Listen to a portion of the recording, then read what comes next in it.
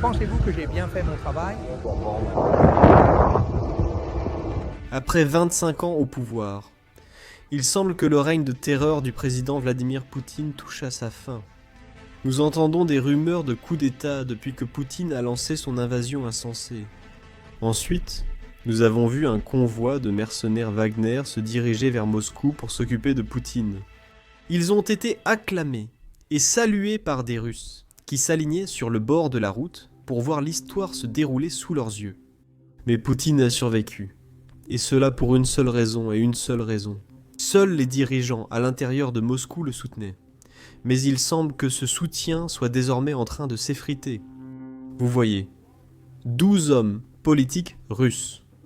12 sénateurs en Russie viennent de faire quelque chose qui montre qu'ils n'ont pas peur de tomber d'un immeuble à Moscou.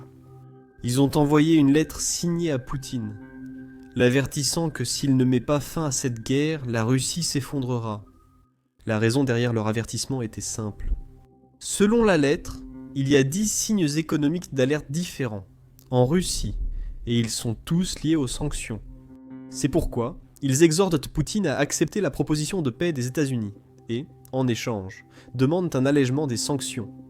Petite parenthèse, si quelqu'un cherche un emploi, 12 nouveaux postes viennent de s'ouvrir au Kremlin. Mais bref, je vais aborder dans un instant les 10 avertissements économiques qui ont été mentionnés dans la lettre. Avant cela, je veux rapidement vous montrer cet extrait du général Kalong expliquant pourquoi la Russie est en train de perdre. Et la raison pour laquelle je veux vous montrer cet extrait, c'est parce qu'il devient viral en Russie. Alors écoutons-le. Si Poutine pense que la Russie est en train de gagner, sa définition de la victoire et la mienne sont absolument deux choses différentes. S'il gagnait, il serait à Kiev. S'il gagnait, il serait à l'ouest du Dniepr. S'il gagnait, il serait à Odessa. S'il gagnait, il aurait changé leur gouvernement. En réalité, la Russie est en train de perdre cette guerre. Ils peuvent désormais dire qu'ils avancent dans le Donbass sur le terrain. Mais si vous considérez qu'avancer, c'est progresser de quelques mètres et non de kilomètres, alors d'accord, c'est un succès. Mais vu le prix qu'ils paient, c'est énorme et je doute que les gens s'en rendent vraiment compte. Ce n'est qu'un chiffre. Mais le nombre de morts et blessés qu'ils ont subis dépasse largement le million. Ils ont quitté l'Afghanistan après avoir perdu 18 000 hommes. Nous avons quitté le Vietnam après avoir perdu 65 000 hommes. Ils ont subi plus d'1 million de morts ou blessés, des chiffres comparables à la Seconde Guerre mondiale. Leur perte est stupéfiante. Et cela concerne leurs unités de première ligne avec lesquelles ils sont venus essayer de prendre Kiev il y a un peu plus de 4 ans. Ces unités de première ligne ont disparu. Ils en sont à leur 2e, 3e ou même 4e génération de commandants en guerre. Ils sortent des chars, des réserves, des musées, mais sur la ligne de front, ils ne peuvent pas opérer en grand mouvement parce que les Ukrainiens les tueront. Et les Ukrainiens se battent vaillamment là-bas. Donc, est-ce que je pense que les Russes sont en train de gagner? Poutine le dit, et je pense que l'Occident doit simplement riposter et dire « Non, tu ne gagnes pas ». Et en fait, c'est une excellente question parce que on m'a en fait posé cette question par le président Trump, dans le bureau ovale, il y a probablement 6 semaines. La même question. Et j'ai répondu assez fermement et j'ai finalement dit « Monsieur le Président, ne m'écoutez pas seulement. Votre chef d'état-major interarmé, Dan Kane, est dehors. Il est dans le monde extérieur, grand commandement. Demandez-lui, c'est votre supérieur et principal conseiller militaire. Ils l'ont fait et Dan a répondu la même chose. Non. » Ce n'est pas seulement le général Klog. De nombreuses personnes différentes arrivent à la même conclusion, y compris les 12 sénateurs russes dont nous avons parlé au début de la vidéo. Passons maintenant à la lettre que ces sénateurs ont signée. Voici la lettre à l'écran. Et voici 10 indicateurs économiques qui inquiètent ces sénateurs. Premièrement, c'est l'un des plus importants. Et c'est que les entreprises russes suppriment des emplois et réduisent les salaires. Ils le font de manière très discrète. Vous voyez, beaucoup d'entreprises russes ont réduit leur semaine de travail de 5 jours à 4 jours il y a environ 1 mois. Je comprends que cela puisse paraître positif, mais en réalité, ils l'ont fait parce qu'ils ne pouvaient pas payer leurs employés. Donc, au lieu de simplement licencier des gens ou de réduire leur effectif, ils ont juste réduit la semaine de travail pour ne pas avoir à les payer autant. C'est essentiellement comme licencier des gens ou réduire leur salaire, mais en le faisant de manière diplomatique. Maintenant, cela pose problème, parce que beaucoup de ces personnes qui sont techniquement licenciées doivent faire face à l'inflation. Les prix des produits de première nécessité augmentent en Russie, alors que les salaires de ces personnes diminuent. C'est un très très mauvais signe de ce qui est sur le point d'arriver dans ce pays. Ils abordent également d'autres points qui sont très détaillés, qui sont importants, mais il s'agit simplement d'analyses très très détaillées.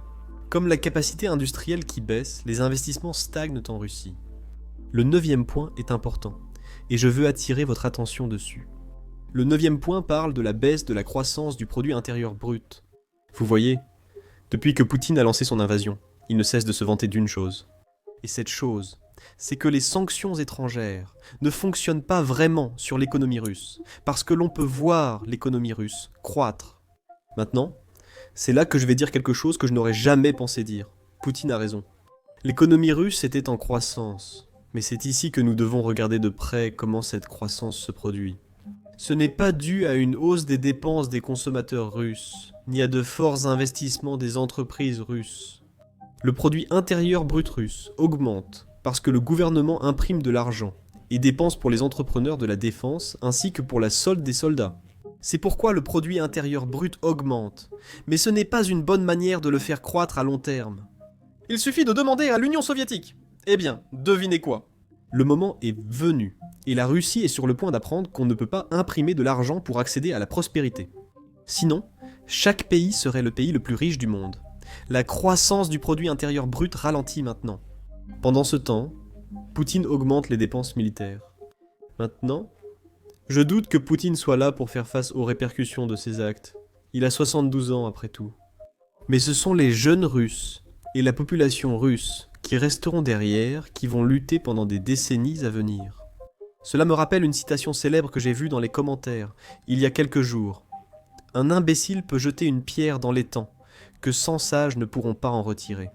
C'est la situation à laquelle les futurs dirigeants russes devront faire face, peu importe à quel point ils seront intelligents. Parce qu'il sera presque impossible de sortir du gouffre dans lequel Poutine est en train de les plonger en ce moment. En fait, Poutine lui-même se rend compte que l'économie russe est au bord de l'effondrement et qu'elle ne peut pas survivre à d'autres sanctions. C'est pourquoi il feint de négocier avec le président Trump pour retarder au maximum les sanctions secondaires. Nous avons maintenant établi un contact. Il veut clairement tromper les États-Unis. Je veux dire, Il fait tout ce qu'il peut pour éviter les sanctions, pour empêcher les États-Unis et Trump d'imposer des sanctions à Haïti. Et si vous continuez à reporter l'application des sanctions davantage, alors les Russes seront mieux préparés. que faites-vous quand ça va mal chez vous ? C'est le manuel du dictateur, chapitre 1. Vous créez un ennemi à l'extérieur, et vous pointez du doigt cet ennemi. Le problème, c'est que Poutine fait ça depuis des années maintenant, donc il doit faire preuve de créativité pour trouver de nouveaux ennemis. Eh bien, il semble que le nouvel ennemi russe soit le général Kalon. Parce qu'il dit la vérité. L'armée russe n'avance pas vraiment, à moins que vous ne considériez comme une avancée les mètres qu'ils gagnent en sacrifiant des millions de Russes. Le seul problème avec cette définition de l'avancée, c'est qu'il faudrait plus de 100 ans à la Russie pour prendre le contrôle de l'Ukraine. Eh bien, les médias russes n'ont pas apprécié ces vérités qui dérangent, et ils s'en prennent maintenant au général Keith Kellogg. Voici ce qu'ils avaient à dire. Écoutons-les, car c'est toujours satisfaisant de voir ses ennemis perdre complètement la tête. Et la façon dont Kellogg Au fait, Kellogg, les Américains n'ont pas pris Berlin, mais nous, oui. Qu'avez-vous pris, vous les Américains, ces dernières années, à part vos couches afghanes sales quand vous fuyiez l'Afghanistan ? Où ? Quand ? Et qui avez-vous déjà vaincu, vous, Kellogg ? Dans quelle guerre avez-vous gagné ? Dans quelle guerre avez-vous combattu, Kellogg ? Quand cela s'est-il passé ? Qui avez-vous vaincu ? Pourquoi porter tant de décorations et de médailles ? Est-ce pour le massacre de civils ? Pour avoir tué des civils, des tonnes ? Alors tais-toi, alors ferme-la. Tu ne sais rien des guerres modernes et de ton attitude négligente envers les soldats russes. Ton mépris pour les soldats russes contredit totalement la position de l'administration actuelle. Totalement en décalage avec la position actuelle de l'administration. Donc, nous devons vérifier. Il faut vérifier pourquoi ta fille ne s'est pas enregistrée comme agent étranger. compte tenu de l'argent qu'elle reçoit d'Ukraine, compte tenu de tout l'argent qu'elle reçoit d'Ukraine. Alors, voyons comment les soldats russes se portent sur la ligne de front. Et pour être juste envers la Russie, nous allons en fait utiliser des sources russes. Le blogueur de guerre russe Igor Grekin admet maintenant que la Russie est en train de perdre sur le plan diplomatique, économique et sur le champ de bataille. SAPAD 2025 est le dernier bluff de Poutine, ce qu'il ne peut pas accomplir sur le champ de bataille.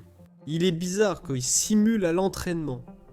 La Russie est embourbée dans la poche de Soumy, dans le nord-est de l'Ukraine, admet un blogueur militaire russe de premier plan.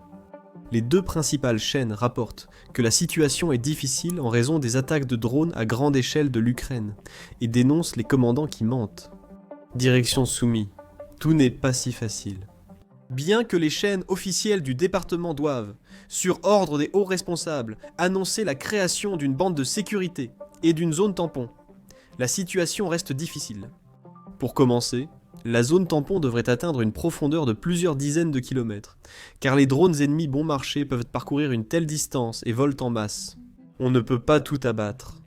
Sur la carte ci-dessus, la profondeur de l'inclusion dans cette zone atteint 14 km dans le meilleur des cas.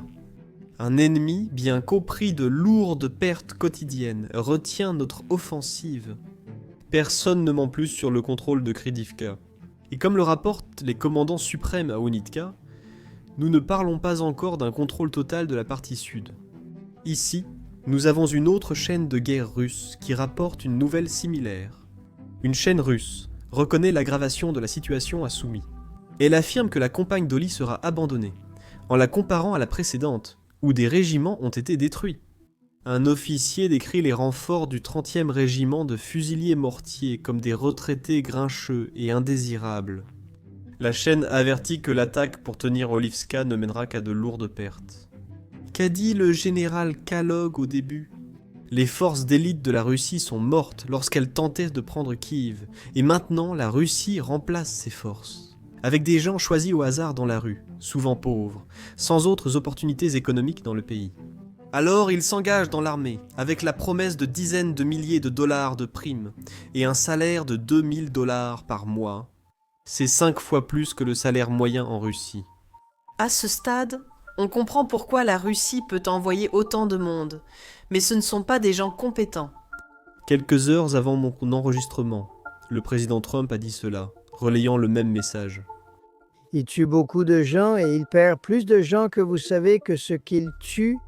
Je veux dire, franchement, les soldats russes sont tués à un rythme plus élevé que les soldats ukrainiens. Mais ouais, il a dit, laisse-moi descendre, je n'aime pas ça. Et nous voyons le même message venant d'autres dirigeants européens également. Le prochain extrait est du président Sturps de Finlande. Écoutons.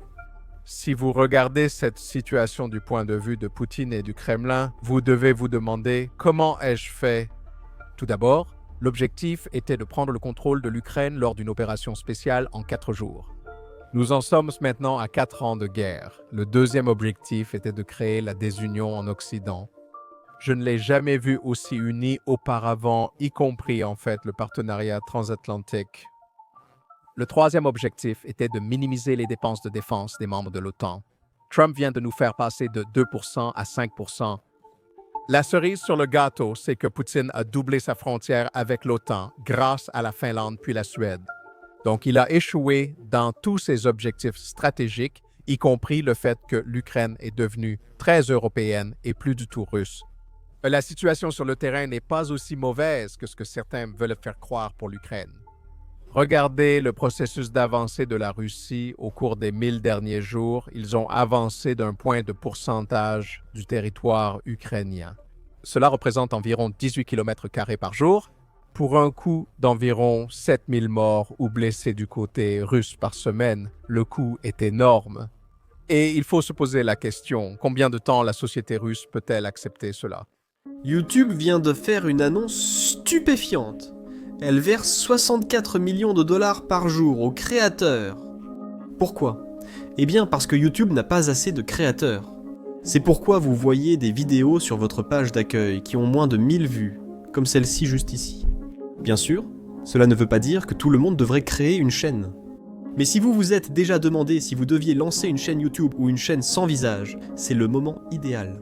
YouTube paie des créateurs des millions de dollars chaque jour et il met en avant les chaînes nouvelles et plus petites, plus que jamais. Mais je suis sûr que vous avez beaucoup de questions sur la façon de lancer et de développer une chaîne. Nous recevons constamment des questions par email de certains d'entre vous. Nous avons donc regroupé tous nos conseils YouTube dans une seule vidéo gratuite. Si vous souhaitez créer votre chaîne, regardez cette vidéo sur YouTube, via le lien dans la description ou l'affiche à l'écran.